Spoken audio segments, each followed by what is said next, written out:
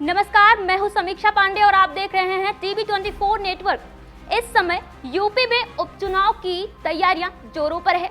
दरअसल बीजेपी की जीत के लिए सीएम योगी आदित्यनाथ ने मिशन ऑक्टोपस तैयार किया है।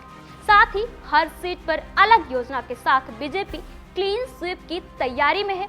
इसी बीच चुनावी जानकारों का मानना है कि इस मिशन ऑक्टोपस के जरिए बीजेपी एक तीर से दो निशाने साधने जा रही है। आपको बता दें कि इस रणनीति के जरिए बीजेपी और उसके सहयोगियों के बीच तालमेल बिछाने के साथ साथ चुनावी टीम और संगठन के बीच समन्वय पर भी फोकस किया जा रहा है। आखिर योगी के इस मिशन ऑक्टोपस के पीछे का क्या राज है, आइए जानते हैं। इस बार यूपी उपचुनाव बड़े ही दिलचस्प मोड़ पर पहुंच गया है। सत्ता पक्ष से लेकर विपक्ष दलों ने पूरी ताकत झोंक दी है। बीजेपी ने मिशन ऑक्टोपस तैयार किया है। इसके जरिए बीजेपी उपचुनाव में 9 सीटें जीतने के लिए खास मिशन बनाती जा रही है। बता दें कि बीजेपी के रणनीतिकार इसे उपचुनाव की जंग जीतने के लिए बीजेपी का मास्टर स्ट्रोक बता रहे हैं।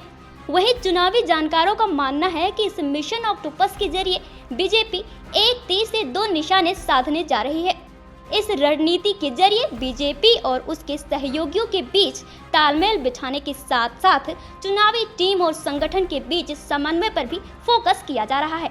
इस मिशन के तहत सभी 9 सीटों पर 10 विधायकों की नुक्कड़ बैठक होगी।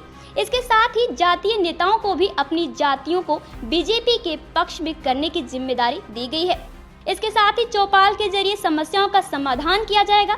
इसके अलावा ब्लॉक प्रमुख और पन्ना प्रमुखों के घरों पर चुनावी बैठक करने का इंतजाम किया गया है। इसके साथ ही बड़ी चुनावी रैली के जरिए शक्ति प्रदर्शन की योजना है। हर दिन के प्रचार और प्रसार का रिकॉर्ड रखा जाएगा। हर रैली के बाद उससे क्या कुछ छन कर आया, इसकी मॉनिटरिंग करने की योजना है। सभी उम्मीदवारों के खिलाफ जनता को कोई नाराजगी न हो, इस पर भी नजर रखी जाएगी। गौरतलब है कि यूपी की 9 विधानसभा सीटों पर उपचुनाव होने हैं और चुनाव आयोग ने इसकी घोषणा 13 नवंबर को की थी, लेकिन राजनीतिक दलों के अनुरोध के बाद 13 नवंबर से इस तारीख को हटाकर और 20 नवंबर को कर दी गई है। फिलहाल देखना होगा कि इस चुनाव के बाद में क्या परिणाम आते हैं, कौन सी पार्टी को मिलती है जीत और कौन सी पार्टी के हाथ आती है निराशा। देखते रहिए टीवी 24 नेटवर्क। मिलते हैं नई खबरों के साथ।